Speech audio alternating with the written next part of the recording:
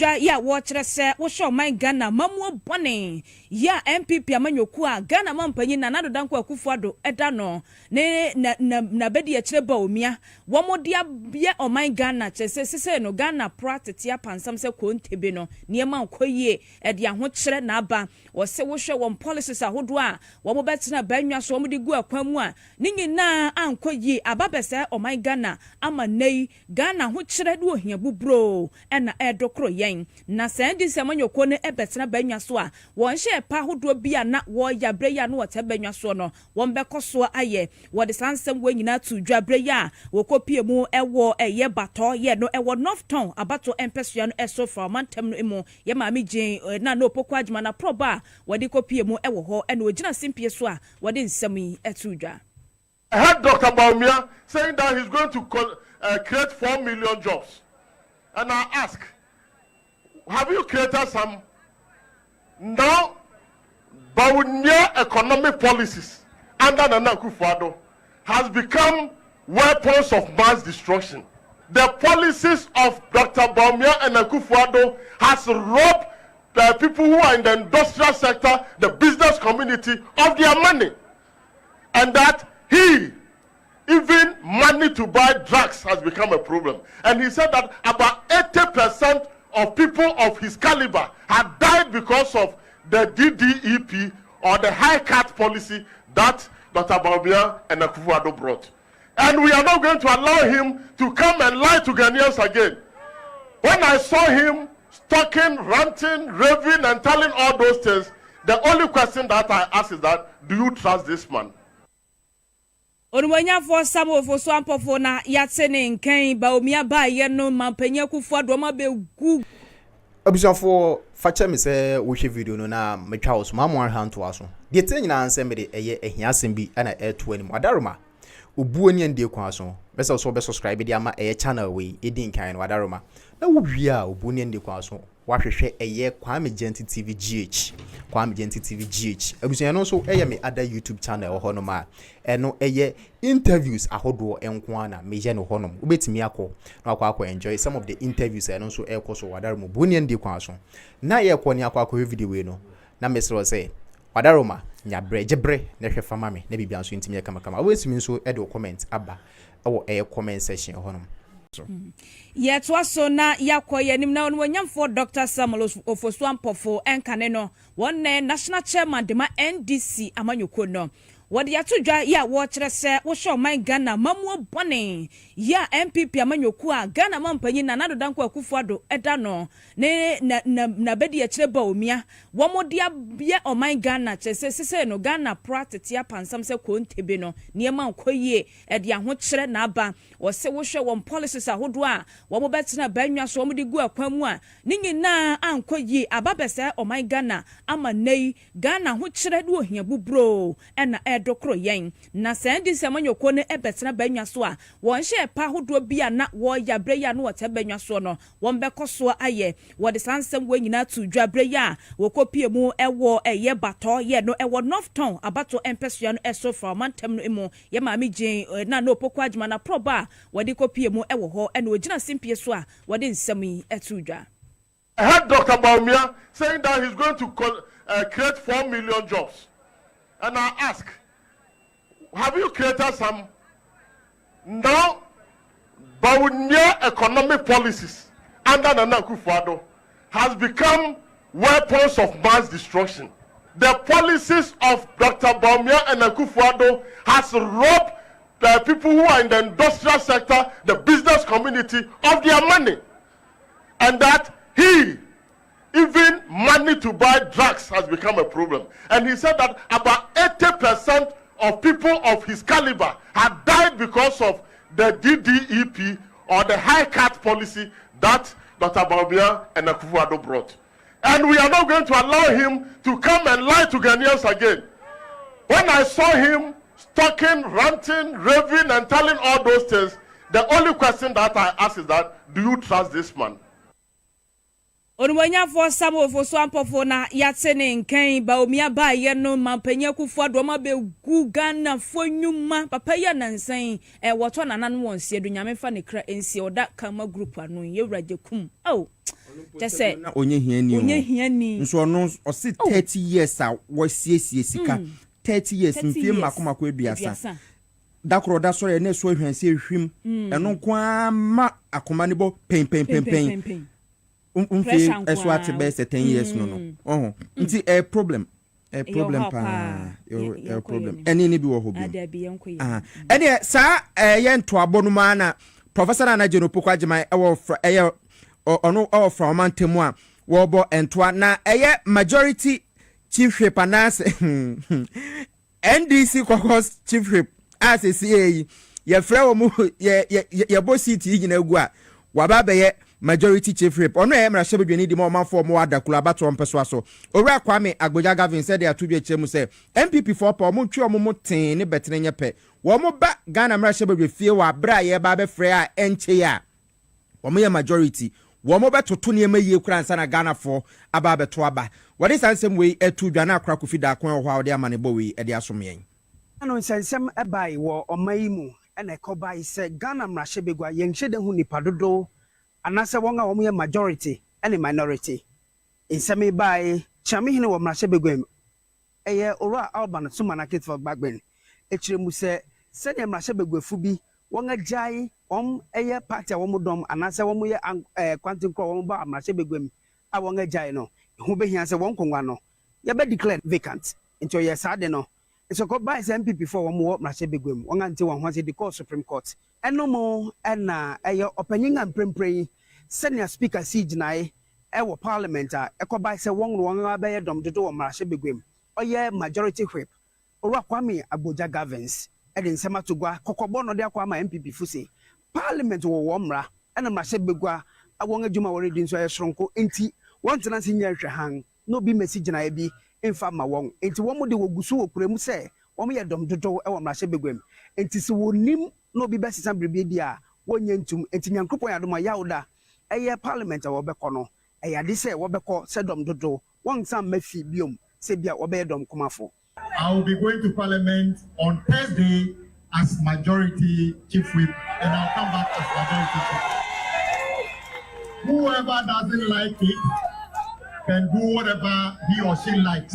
As far as I'm concerned, the 4 colleagues have actually vacated their seat in accordance with Article 97. And since they are not going to renege on that decision not to contest, they are no longer valid members of Parliament. Osan etuaso echiremu se MPP funi nam no di atro sem nsema nya no kware se eye adako abaton pesha ne so no Bawumia ba ho na nse se won no wanga ya mputunyuma ne digital eno so chirem se nya no kware. In 2015-2016, President Mahama decided that telephony in Adaklo was very poor.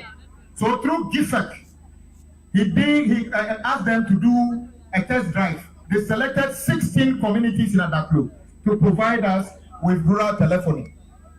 Since 2016, only 1 has been activated out of the 16. The other one they've done is at Ekelepen, where he met them. You know what he told them? The thing has been built, everything is there. I'll do it in 2 months. If you cannot even activate a cell site in a day, you are promising that one as well. That one you become what? You are sitting in government. You cannot activate a cell site. You are now promising it for 2 months. This is how bad he is. And he came, wore t-shirt to the young people, gave them 200 cedis, and said that Adaklo will be better off under MPP. Well, ni nyina mu no wabra ade asa na jofane mu na nipa pempem abodompem na wonga behia wopese wotie obenfu jena na opokwa agiman ene NDC fo insempa wode abra won no togbe agbodo da a otoso anan a ono ena oye dufia ewo Adaklo amfo so e de nsemitu gwa kiremu se we extend our deepest gratitude to you and the NDC party for your instrumental role in the establishment of the Adaklo district in 2012. It's never true that the MPP brought the first star road to Adaklo, as NPP always claim. The whole Ahunda at the Dome Road are great achievements of the NDC. Only property in Semitu Gwawi, Ewadakro, Baton Peshan, so Wabra, Wom, Esansi, Eye, and Kosuhimia, Eye, Obinfu na John Opokwa Jiman. Okache ni say wabɔ ne ho mmɔden ye papa no. Obinfu nya kwanya no rekasa. Ka kyerɛ ɔmanfo ahemfo a wɔn adakro ɛne fra mantamfo nyina say. It's very important to be mindful of the person who is leading us. We need a leader who will tell us the truth. A leader who will not lie to us. We need a leader who will take us forward. And who is this leader that I'm talking about? We need a leader we can trust. And because we trust him, we know that when he says something, he will do it. What I mean, won't Ghana, your biggest challenge here, I want us to look at Ghana. Ghana, okay. Ghana, your biggest challenge, any media to me, any same way. 67 years, Kwame Nkrumah Ghana. Don't call IMF. Okay, Kwame Nkrumah Ghana. Kwame Nkrumah Ghana. Don't call IMF. Every 4 years, IMF. Sure, IMF is not a small thing. Me see, PNP, Hela Liman are buying. One of the things I am Hela Liman are buying, you to say, Nanka Omo Beko IMF, minimum so kaya. Yena from Nkrumah, yenya yewo desire bi say ye bitime agye ehun afiri saa adenu. Ya yentimi. 67 years ni baby agina eni agina. But say me hunu na baby say esa ade no yetimi break out for the first time in 67 years ye beji to a bitime ahwe aban so. Yenya bi dawo since ye tig Ghana 67 years yenji to a bitime aso aban activity da. Nti de bia aban bo Bosian. Na Bosian so born every day. Nti Bosian bo year 1, no about year 2, no about year 3, no about econ na Bosian eboano. Eboano ekodum pepper so bia fe ye ntimi ntia. Eno ni IMF no. Ade we yes. Media ma homti. Media ferry. Say 67 years ntimi ye hu free sa or how and I say ahun mu. But me wo hope me nya rehye mu say with this new flat tax arrangement, send a bit asakra near a bit me free sad, am I Yababraba assistant, a captain. But I say, I deal with quite ben so. Never about today, your bedroom, Obama and ready, and I come at church, kakra, flat tax. They say, my chef, I was passionate about it. Oh, absolutely. Tell me, first woman, partner, very good. One, a flat tax, no. A tissue. Into a lower tax or say in a flat tax. It means that you take more home, you take more pay home. That's the first thing. First thing also be a tax. Second thing, and it's a flat tax. Because you lower tax, it pay rich more people. That's the whole idea. But yeah, I didn't I didn't. I'm here sure a bit marriage. Over this past 6 years or so, 6, 7, 8 years, you are building the digital infrastructure, national identification card, they are linking tax identification number, they are linking bank account number, they are linking mobile money account number, they are linking the DVLA, they are linking GRA, they are linking Lands Commission to the American. Into your cancer, yes, with tax, very easy. You need this level of digital visibility that. After you say, after you try to turn them out. Na mrenu to say, sebi untimi ntua. Sa Ghana card now or kwanya ye be fafa so di agi. Nti eto we no bia betimi tua. But the other one say eto kitikiti compared to the church is saying. As eto na eso tin so no ebe essence say more people ebe to 20 no. It will harness more money for the first time in our history. A historic thing. And Babisino. Now, the entire team is say, ya build some infrastructure. Doctor Bawumia Minkanesa. I build some infrastructure now, digital. I digitalize ya bedroom paper so be a bit my DC. Intimidate me stress about to ye to about to the GBB. Ye to about to the Sakra.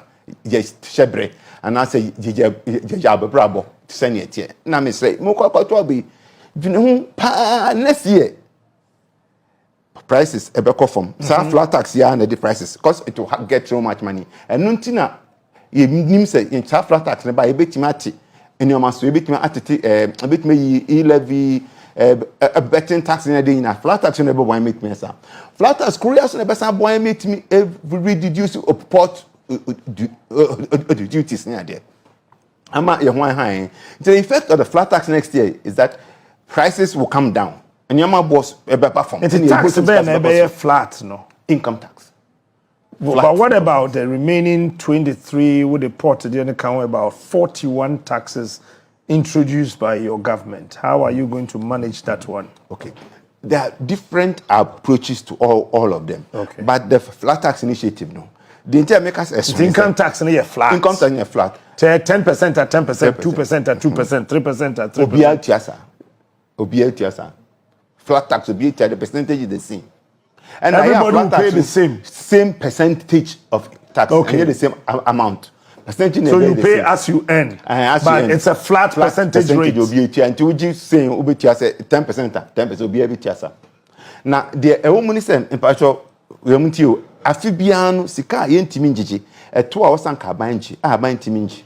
$23 billion for Ghana every year. But you think abantimi nji? Abantimi clearly abantimi nji. Afena ye flat tax na be edi abebe for nyoma eto akwan mu a betimi agi sa tax. So far yentimi nji. And then edi ahonkyere brand de bia.